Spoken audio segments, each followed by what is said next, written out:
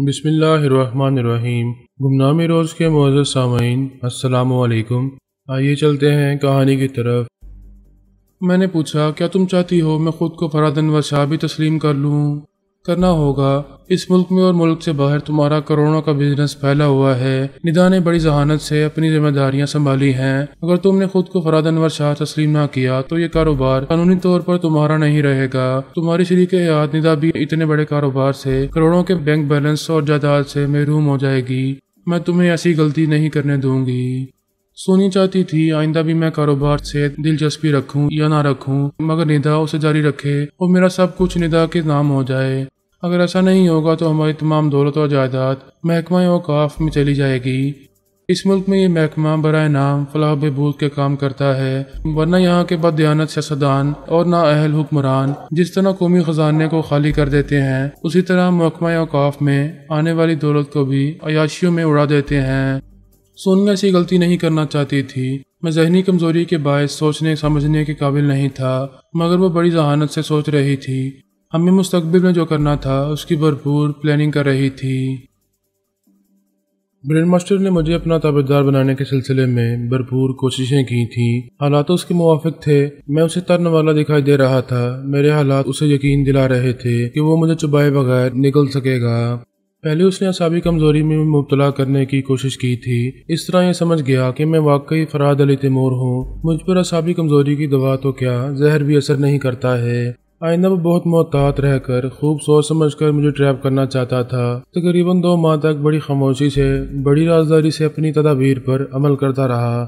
اس نے لاہور میں 4 ضرورت مند گنڈوں اور قاتلوں کو اپنا اعلی کار بنایا، انہیں 1 لاکھ روپے دیے، مزید رقم کا لالچ بھی دیا اور خیال خوانی کے ذریعے انہیں ٹریننگ دیتا رہا کہ کس طرح مجھے ٹریپ کرنا ہے۔ یہ اچھی طرح ذہن نشین کرایا کہ مجھے ہلاک نہیں کرنا ہے، صرف زخمی کرنا ہے۔ ان دنوں ایک بابا صاحب کا بہت چرچا تھا۔ ان کے بے شمار عقیدت مند پیدا ہوتے جا رہے تھے۔ اس نے خیال خوانی کے ذریعے بابا صاحب کو بھی ٹریپ کیا، ان کی کرامات دکھا کر مجھے متاثر کیا، اس بات پر قائل کیا کہ بابا صاحب کی پیش گوئی پر بھروسہ کرتے ہوئے مجھے آدھی رات کے بعد بارادری میں جانا چاہیے۔ ادھر اس نے بابا صاحب کے دماغ پر قبضہ جما کر انہیں اپنے 4 اعلی کاروں کے حوالے کیا۔ انہیں لے کر بارادری میں آ گئے تھے۔ ان کی پیش گوئی کے مطابق کسی پودے میں چنبیلی کا پھول نہیں تھا۔ اس کے اعلی کاروں نے ایک کاغذ کا پھول پودے میں لگا دیا تھا۔ بابا صاحب کی روحانی قوت ایسی تھی کہ وہ عبادت میں مصروف ہوتے تھے تو برین ماسٹر کی خیال خوانی کی گرفت سے نکل جاتے تھے۔ ایسے وقت اللہ تعالیٰ سے دعائیں مانگتے تھے، یا اللہ مجھے اس شیطان پر قابو پانے کی توفیق عطا فرما، یا اس کے شر سے نجات حاصل کرنے کا کوئی راستہ دکھا۔ ایسے وقت وہ سمجھتے تھے انہوں نے مجھے گمراہ کیا ہے اور خواہ مخواہ آدھی رات کو بارادری کی طرف جانے پر مائل کیا ہے۔ وہ ٹیلی پیتھی نہیں جانتے تھے، خیال خوانی کے ذریعے مجھے وہاں جانے سے روک نہیں سکتے تھے، لہذا جب گنڈے انہیں وہاں لے جانے لگے تو وہ راضی خوشی ان کے ساتھ بارادری میں آ گئے۔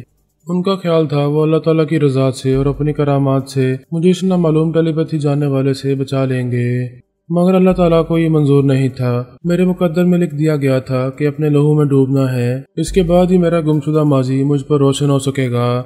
جب میں اپنی کار میں بارادری کے سامنے پہنچا تب ان گنڈوں نے بابا صاحب کو ہلاک کر دیا۔ نیم تاریکی میں درخت کے پیچھے رہ کر ان کی لاش میرے آگے پھینک دی۔ برین ماسٹر جانتا تھا مجھے قابو میں کرنا آسان نہیں ہوگا، لیکن یہ یقین تھا کہ میں اس کے ہتھے نہ چڑھا تب بھی وہ مجھے زخمی کر کے میرے دماغ میں جگہ بنا لے گا۔ وہ یہ بھی جانتا تھا کہ سونیا کے ٹیلی پیتھی جانے والے میری مدد کرنے کے لیے وہاں آ سکتے ہیں، لیکن مجھے اس کی یہ دعوت سے بچا نہیں سکیں گے۔ نتیجہ وہی ہوگا جو اب سے پہلے ٹفکئی اور وائس مین کے ساتھ ہوتا رہا تھا۔ برین ماسٹر نے انہیں اچھی طرح ٹریپ کیا تھا، لیکن ترمیمی عمل کے بعد اپنا تابعدار بنانے میں ناکام رہا تھا۔ اسی طرح اس نے سوچا سونیا کی ٹیلی پیتھی جانے والے بھی میرے دماغ میں رہ کر مجھے اس کی دعوت سے بچا نہیں پائیں گے، نہ ہی میرے دماغ کو لاک کر کے اسے بھگا سکیں گے۔ یعنی وہ مجھے تابعدار بنانے میں ناکام رہتا تب بھی کامیابی اس طرح حاصل ہوتی کہ وہ میرے اندر وقتاً فوقتاً زلزلے پیدا کر کے دماغی طور پر مجھے کمزور بناتا رہتا اور میرے محافظ ٹیلی پیتھی جانے والے ایسا کرنے سے کبھی روک نہ پاتے۔ مختصر یہ کہ وہ ہمیشہ میرے لیے درد سر بنا رہتا۔ اپنے منصوبے کے مطابق وہ اس حد تک کامیاب ہو گیا تھا کہ اسے میرے دماغ میں جگہ مل گئی تھی۔ میں تیسری گولی کھانے کے بعد بے ہوش ہو گیا تھا۔ میرا دماغ ہر طرح کی سوچ سے خالی ہو گیا تھا، اس قدر بے حس ہو گیا تھا کہ پرائی سوچ کی لہروں کو بھی قبول نہیں کر رہا تھا۔ ایسی حالت میں برین ماسٹر نے سوچا وہ میرے اندر آتا جاتا رہے گا، جب میں ہوش میں آؤں گا اور اس کی سوچ کی لہروں کو قبول کروں گا تو وہ حالات کا جائزہ لے گا۔ اگر سونیا کے ٹیلیپیتھی جاننے والے پہرے دار کی طرح میرے اندر موجود رہیں گے تو وہ انہیں میرے دماغ کو لاک کرنے کا موقع نہیں دے گا۔ وہ کامیابی حاصل کرنے والا یہ سوچ بھی نہیں سکتا تھا کہ اس کی توقع کے خلاف کیا ہونے والا تھا۔ میں جو بابا صاحب کے دائرے میں بیمار ہوا تھا وہاں سے داتا دربار پہنچایا گیا تھا، تب سے موجودہ یادداشت واپس آنے تک روحانی عوامل کار فرما رہے تھے۔ بابا فرید واسطی کی وفات کے بعد میں اعلیٰ حضرت علی اسداللہ تبریزی کی روحانی عمل سے گزر رہا تھا۔ وہ خوب سمجھتے تھے کہ قدرتی حالات کے مطابق برین ماسٹر کو کب تک ڈیل دینی ہے اور کب اس کی رسی کھینچنی ہے۔ جب وہ وقت آیا تو انہوں نے رسی کھینچ لی۔ جس طرح سیارے سے آنے والا جو اپنی غیر معمولی مشین کے ذریعے مجھے ڈھونڈ نہیں پایا تھا، اسی طرح برین ماسٹر کی سوچ کی لہریں بھٹکنے لگیں۔ اسے میرا دماغ نہیں مل رہا تھا۔ اس نے سوچا تھا میں ہوش میں آؤں گا تو وہ میرے دماغ میں آ کر مجھ پر حاوی ہوتا رہے گا، لیکن میری آواز اور میرے لب و لہجے کو اچھی طرح گرفت میں لینے کے باوجود اس کی سوچ کی لہریں مجھ تک نہیں پہنچ پا رہی تھیں۔ وہ سوچنے لگا، کیا وہ رات 12 دری میں بے ہوش ہونے کے بعد پھر ہوش میں نہیں آیا ہے؟ کیا وہ مر چکا ہے؟ وہ صحیح معلومات حاصل کرنے کے لیے سونیا سے رابطہ نہیں کر سکتا تھا۔ تقریباً 2 ماہ پہلے اس نے ندا کو اپنی اعلی کار بنایا تھا، اس کے اندر رہ کر میرے متعلق معلومات حاصل کرتا تھا۔ اب یہ معلوم کرنے کے لیے بے چین ہو گیا تھا کہ میں زندہ ہوں یا مر چکا ہوں۔ اس نے ندا کی آواز اور لب و لہجے کو گرفت میں لے کر خیال خونی کی پرواز کی۔ اس کے اندر پہنچنا چاہا تو سوچ کی لہریں واپس آ گئیں۔ معلومات حاصل کرنے کے لیے ندا کا دماغ بھی نہیں مل رہا تھا۔ وہ حیران تھا کہ یہ کیا ہو رہا ہے، اسے میرا اور ندا کا دماغ کیوں نہیں مل رہا ہے۔ اس نے تھک ہار کر الپا سے رابطہ کیا، خیال خوانی کے ذریعے کہا، میں برین ماسٹر بول رہا ہوں۔ الپا نے پوچھا، کتا بھونکنے آیا ہے یا دم ہلانے؟ وہ بولا، جواباً میں بھی گالیاں دے سکتا ہوں، اس سے پہلے ہی میں تم پر تھوک کر سانس روک کر بھگا دوں گی۔ بہتر اپنی سانسیں گنتے رہو، کسی وقت بھی یہ تمہارا ساتھ چھوڑ سکتی ہیں۔ تم تڑپ تڑپ کر بہت ہی عبرتناک موت مرنے والے ہو۔ یہ کہہ کر اس نے سانس روک لی۔ وہ دماغی طور پر حاضر ہو کر جھنجھلانے لگا۔ یہ تجسس بڑھتا جا رہا تھا کہ مجھے کس طرح پردہ راز میں رکھا گیا ہے۔ خیال خوانی کی لہریں مجھے ڈھونڈ نہیں پا رہی تھیں۔ آئندہ وہ ہمارے کسی بھی خیال خوانی کرنے والے سے رابطہ کر کے میرے متعلق ایک ذرا سی بھی معلومات حاصل نہیں کر سکتا تھا۔ وہ تھوڑی دیر تک سوچتا رہا۔ اس وقت اس کا داماد بے باک مومن کام آ سکتا تھا۔ وہ اسے اپنا معمول اور تابعدار بنا چکا تھا۔ وہ میرا اور سونیا کا جانثار بیٹا تھا۔ ہمیں دل و جان سے چاہتا تھا، لیکن تنویمی عمل کے باعث مجبور ہو گیا تھا۔ اس نے برین ماسٹر کی مرضی کے مطابق خیال خوانی کے ذریعے سونیا سے رابطہ کیا۔ اس کے دماغ میں پہنچا۔ اس وقت الپا سونیا سے کہہ رہی تھی، ابھی تھوڑی دیر پہلے برین ماسٹر میرے پاس آیا تھا، میں نے اسے ذلیل کر کے بھگا دیا ہے۔ وہ یقیناً اس تجسس میں مبتلا ہے کہ ہمارے پاپا کہاں ہیں۔ سونیا نے کہا، صرف بھگانے سے کام نہیں چلے گا، اس نے تمہارے پاپا کو مار ڈالنے میں کوئی کسر نہیں چھوڑی تھی۔ اسے جلد سے جلد بہت ہی برے اور عبرتناک انجام تک پہنچانا ہوگا۔ فرمان اور ٹونی جی بڑی تندہی سے اسے تلاش کر رہے ہیں، تم بھی اس کے پیچھے پڑ جاؤ۔ وہ کمبخت پاتال میں بھی چھپا ہو تو وہیں اس کی قبر بنا دو۔ برین ماسٹر اپنے معمول اور تابعدار بے باک مومن کے ذریعے سونیا اور الپا کی باتیں سن رہا تھا۔ وہ اتنی بڑی دنیا میں صرف سونیا سے ڈرتا تھا، اس سے دور بھاگتا تھا۔ اس وقت یہ باتیں سن کر سہم گیا۔ یہ جانتا تھا جب سونیا اسے تلاش کر رہی ہے تو ضرور کسی نہ کسی چونکا دینے والے انداز میں اس کی شہرک تک پہنچ جائے گی۔ وہ ایسی بلا تھی کہ سبھی اس سے خوفزدہ رہتے تھے۔ وہ بے باک مومن کے ذریعے میری اور سونیا کی مصروفیات کے متعلق بہت کچھ معلوم کر سکتا تھا۔ بے باک نے اس کی مرضی کے مطابق کہا، السلام علیکم ماما، میں بے باک مومن بول رہا ہوں۔ سونیا نے کہا، اچھے وقت پر آئے ہو، یہ بتاؤ تمہارا وہ خبیث سسر کہاں ہے؟ کیا اس کے متعلق کچھ جانتے ہو؟ سوری ماما، آپ تو جانتی ہیں اس کمبخت کو روپوش رہ کر پورے سرار بن کر زندگی گزارنے کی عادت ہے۔ وہ مجھے تو کیا اپنی بیٹی کو بھی اپنی کسی خفیہ رہائش گاہ کے متعلق کچھ نہیں بتاتا ہے۔ الپا نے سوچا، جو شخص ہمارے پاپا کو اپنا تابعدار بنانے کی جرت کر سکتا ہے وہ اپنے دماغ کو کب بخشے گا؟ بے باک کو بھی ٹریپ کرنے کی کوششیں کرتا ہوگا، اپنے شیطانی دماغ سے سوچتا ہوگا کہ اس کے ذریعے ہمارے اندر پہنچ کر بہت سی معلومات حاصل کر سکتا ہے۔ اس مکار کے متعلق ایسی ہی رائے قائم کی جا سکتی تھی۔ الپا کے ذہن میں یہ بات آئی تو وہ چپ چاپ بے باک کے اندر پہنچ گئی۔ وہاں پہنچتے ہی یقین ہو گیا کہ اس کے اندر کوئی موجود ہے۔ اگر وہاں کوئی نہ ہوتا تو بے باک پرائی سوچ کی لہروں کو محسوس کرتے ہی سانس روک لیتا، مگر اس نے ایسا نہیں کیا تھا۔ وہ سونیا سے بولی، ماما، آپ بے باک مومن سے ہماری موجودہ مصروفیات کے متعلق کوئی بات نہ کریں۔ سونیا نے کہا، یہ میرا جانثار بیٹا ہے، میں اس پر اندھا اعتماد کرتی ہوں، کیا تمہیں اس پر کسی طرح کا شبہ ہے؟ وہ بولی، ہم سب بے باک مومن کو اچھی طرح جانتے ہیں، یہ جان دے گا مگر کبھی ہمارے اعتماد کو دھوکہ نہیں دے گا۔ لیکن ہمیں چند پہلوؤں کو پیش نظر رکھتے ہوئے اس پر شبہ کرنا چاہیے۔ جن پہلوؤں سے شبہ کر رہی ہو ان کی وضاحت کرو۔ الپا نے کہا، ایک تو یہ کہ بے باک بابا صاحب کے ادارے سے باہر آنے کے بعد آزادی سے اینا کے ساتھ زندگی گزار رہا ہے۔ تمام دشمنوں کابرین اور امریکی ٹیلی پیتھی جانے والے اس کی طاق میں رہتے ہوں گے۔ پھر یہ کہ برین ماسٹر کا داماد ہے۔ جو شخص ہمارے پاپا کو ٹریپ کرنے کے لیے ان پر گولیاں چلا سکتا ہے، انہیں زخمی کر سکتا ہے، تو کیا اپنے داماد کو ٹریپ کرنے کی کوشش نہیں کرے گا؟ بے باک نے فوراً ہی برین ماسٹر کی مرضی کے مطابق کہا، سسٹر ایسی کوئی بات نہیں ہے، تم مجھ پر شبہ نہ کرو، میں بہت محتاط رہتا ہوں، اس خبیث سسر کو اپنے قریب پھٹکنے بھی نہیں دیتا۔ الپا نے کہا، کیا تم ہمارے پاپا سے بڑھ کر تجربہ کار ہو، ان سے بڑھ کر محتاط رہنے کے عادی ہو؟ کیا تمہیں خبر ہے برین ماسٹر نے پاپا کو ٹریپ کرنے کے لیے کیسی شیطانی چالیں چلی تھیں؟ اگر نہیں جانتے تو خواہ مخواہ محتاط رہنے کا دعویٰ نہ کرو۔ وہ تمہیں داماد بنانے سے پہلے بھی تمہارا بدترین دشمن تھا، آج بھی دشمنی کر سکتا ہے، ذرا سی غفلت سے فائدہ اٹھا کر تمہیں اپنے زیر اثر لا سکتا ہے۔ پہلے ہم اطمینان حاصل کریں گے کہ تم اس کے زیر اثر نہیں ہو، جب یقین ہو جائے گا تب تم پر بھروسہ کریں گے۔ پھر وہ سونیا سے بولی، مما آپ بے باک سے پیار محبت کی باتیں کریں مگر ہمارے اہم معاملات پر گفتگو نہ کریں۔ سونیا نے بے باک سے کہا، بیٹے اس وقت جاؤ، میں پھر کسی وقت تم سے باتیں کروں گی۔ الپا نے کہا، مما میں بھی جا رہی ہوں، آپ تھوڑی دیر تک تنہا رہیں، کسی کو اپنے اندر آنے کی اجازت نہ دیں۔ کوئی چپ چاپ آنا چاہے گا تو آپ اس کی سوچ کی لہروں کو محسوس کر لیں گی۔ ہمیں مختلف پہلوؤں سے بے باک مومن کو آزمانا چاہیے۔ برین ماسٹر ذرا مایوس ہو گیا تھا۔ بے باک مومن سونیا کے پاس سے چلا آیا۔ الپا نے بھی دماغی طور پر اپنی جگہ حاضر ہو کر فون کے ذریعے سونیا کو مخاطب کیا، میں الپا بول رہی ہوں، اس وقت آپ کا دماغ ٹیلی پیتھی جاننے والوں سے خالی ہے، ذرا سی بھی سوچ کی لہریں محسوس ہوں تو میرا یہ فون فوراً بند کر دیں تاکہ کوئی ہماری باتیں نہ سن سکے۔ کیا تم کوئی اہم بات کرنا چاہتی ہو؟ جی ہاں، بے باک مومن کسی کے زیر اثر آ چکا ہے۔ اس نے حیرانی سے پوچھا، کیا واقعی؟ جی ہاں، جس وقت وہ آپ کے اندر آ کر بول رہا تھا اس وقت میں چپ چاپ اس کے اندر پہنچی تو اس نے میری سوچ کی لہروں کو محسوس نہیں کیا۔ اس کا مطلب یہی ہے کہ کوئی اس کے اندر رہ کر آپ کی باتیں سن رہا تھا۔ اوہ گاڈ، پھر تو وہی شیطان برین ماسٹر ہوگا۔ میرے بیٹے بے باک کو ٹریپ کر چکا ہے، اپنا معمول اور تابعدار بنا چکا ہے۔ ایسی حالت میں ہم امریکی ٹیلی پیتھی جاننے والوں پر اور برین ماسٹر پر شبہ کر سکتے ہیں، لیکن موجودہ حالات بتا رہے ہیں اس کمبخت نے ہی اپنے داماد کو غلام بنا لیا ہے۔ سونیا نے کہا، ابھی اس کی اس حرکت سے انجان بن کر رہو اور چپ چاپ بے باک مومن کو اس کے تنیمی عمل سے نجات دلانے کی کوششیں کرو۔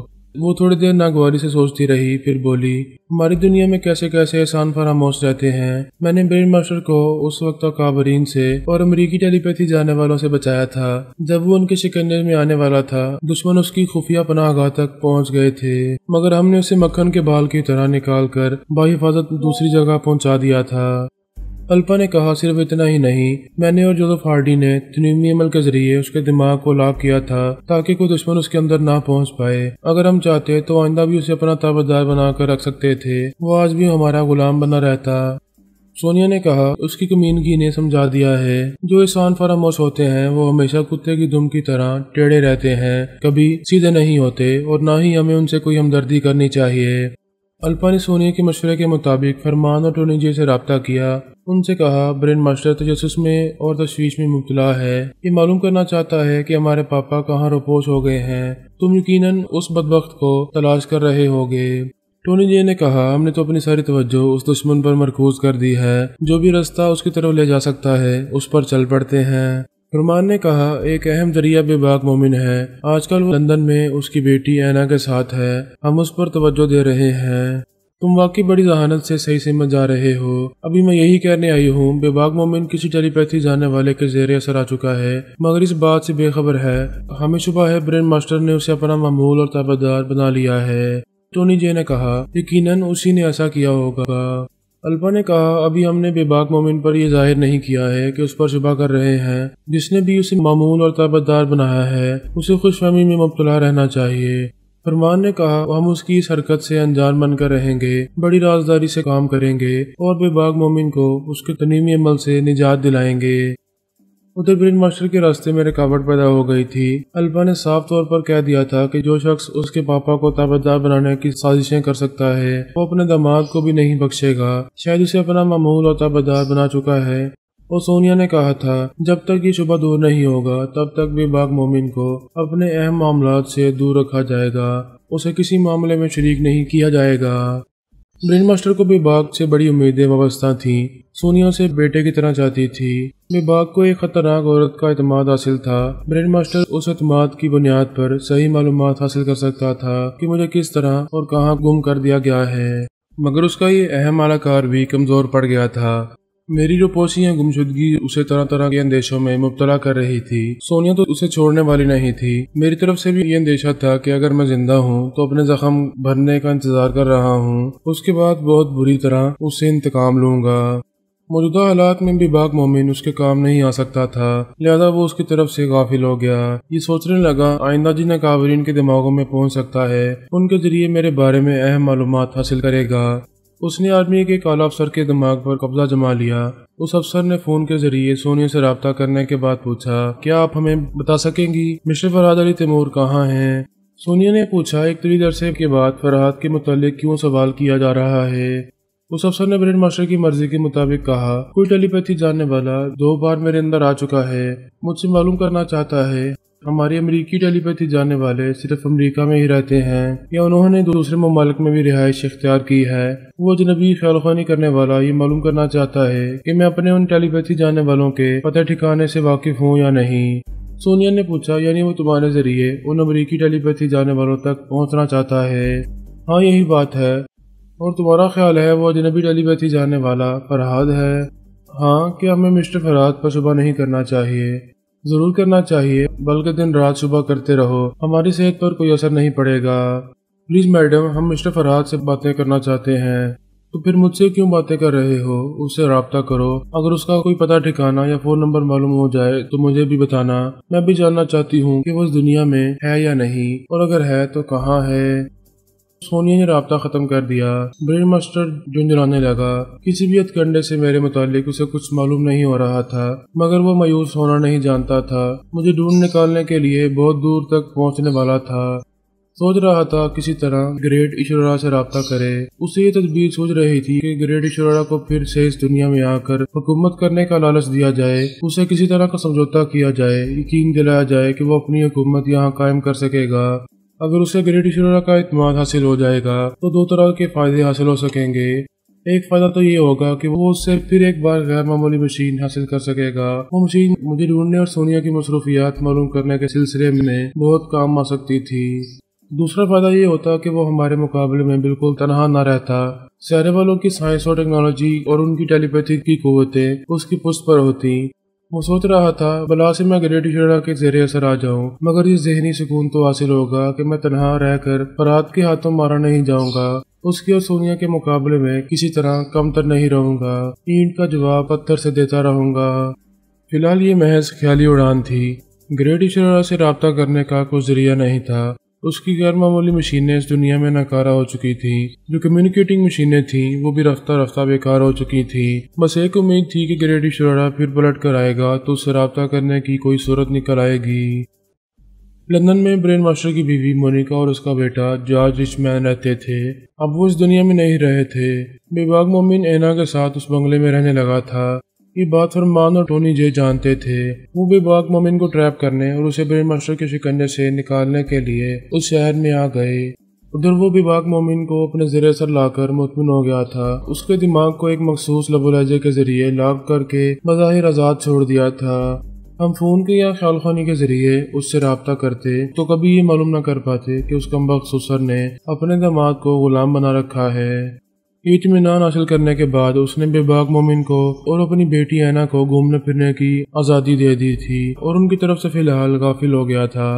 یہ سمجھ گیا تھا کہ بے باک مومن کو ہمارے خلاف استعمال کرے گا تو بید کھل جائے گا، لہذا وہ دوسرے ذرائع سے میرے متعلق معلومات حاصل کرنے میں مصروف ہو گیا تھا۔ اینا اس حقیقت سے بے خبر تھی کہ اس کے باپ نے بیٹی اور داماد دونوں کو ہی اپنا معمول اور تابعدار بنا رکھا ہے۔ اس کا وقت نے ان دونوں کو بڑی مہلک دوا کے ذریعے اعصابی کمزوری میں مبتلا کیا تھا۔ بے باک مومن غیر معمولی قوت برداشت کا حامل تھا، لہذا اس نے اس دوا کو برداشت کر لیا تھا، لیکن اینا موت کے منہ میں پہنچ گئی تھی۔ ڈاکٹروں نے بڑی مشکل سے اس کی جان بچائی تھی۔ اگر وہ بیٹی مر جاتی تو باپ کو ایک ذرا افسوس نہ ہوتا، وہ بھی باپ کو اپنا تابعدار بنا کر خوش رہتا۔ اینا اپنے باپ کے اس کمینے پن سے بے خبر تھی، اب بھی اسے دل و جان سے چاہتی تھی۔ برین ماسٹر نے بے باک کے ذہن میں یہ بات نقش کی تھی کہ اہم ضرورت کے وقت وہ خیال خوانی کے ذریعے اس سے رابطہ کر سکتا ہے، ورنہ عام حالات میں وہ اپنے سسر کو پہلے کی طرح نظر انداز کرتا رہے گا۔ یہ ہم سب بھی جانتے تھے کہ وہ برین ماسٹر سے نفرت کرتا ہے، صرف اینا کی خاطر ایک داماد کا رشتہ نبھا رہا ہے۔ سونیا اور ہمارے ٹیلی پیتھی جاننے والے دھوکہ کھاتے رہتے کہ وہ اب بھی برین ماسٹر سے نفرت کرتا ہے، لیکن الپا نے بڑی چالاکی سے یہ بھید معلوم کر لیا تھا۔ فرمان اور ٹونی جے کو بے باک کے پیچھے لگا دیا تھا۔ وہ دونوں اس کی رہائش گاہ کی نگرانی کرتے رہتے تھے۔ اگر وہ سامنے آ کر بے باک سے ملاقات کرتے وہ بڑی خوش دلی سے ان کا استقبال کرتا، لیکن وہ برین ماسٹر کی نظروں میں نہیں آنا چاہتے تھے، بڑی خاموشی سے بے باک کو ٹریپ کر کے اس کے شکنجے سے نکالنا چاہتے تھے۔ اگر وہ بے باک سے کہتے کہ اسے عارضی طور پر اعصابی کمزوری میں مبتلا کر کے برین ماسٹر کی غلامی سے نجات دلانا چاہتے ہیں، تو وہ ایک معمول اور تابعدار کی حیثیت سے کبھی انہیں اس بات کی اجازت نہ دیتا۔ فرمان اور ٹونی جے جبراً اسے اعصابی کمزوری میں مبتلا کر کے دشمن کے سحر سے نکال سکتے تھے۔ بے باک ہمارے تمام ٹیلی پیتھی جانے والوں سے واقف تھا۔ فرمان اور ٹونی جے سے بھی خیال خوانی کے ذریعے بارہا گفتگو ہو چکی تھی، لیکن کبھی آمنا سامنا نہیں ہوا تھا۔ وہ انہیں چہروں سے نہیں پہچان سکتا تھا۔